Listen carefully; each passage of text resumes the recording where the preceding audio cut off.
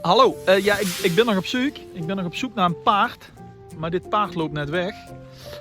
Want komende zondag speel ik in de Maaspoort. En ik praat nog even Hollands. En dat wat ik in de Maaspoort gewoon doe zondag ook in het Hollands is.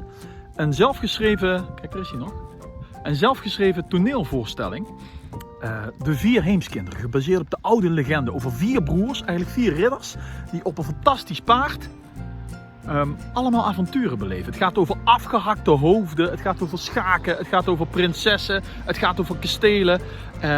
Super tof. En het duurt een uurtje en het is geschikt eigenlijk voor iedereen, nou ja, van 7 en ouder. Het is even leuk voor iemand van 15 als iemand van 73, maar ook al als je 7 bent en misschien zelfs als je 6 bent. In de Maaspoort in Venlo met een koor erbij, met een kunstenares en dus een paard, tenminste als ik dat nog vind. Of wacht eens. Dat is? Wat is het? Ah, Wat is dat dan? eigenlijk een ezel. Ach, dat is een ezel. Dat is een ezel. Dank je. Ik zoek even weer voor een ezel. Dus komende zondag, Veerhoor en volgens mij een tientje entree. Te gek. Hiya. Papa, ik sta.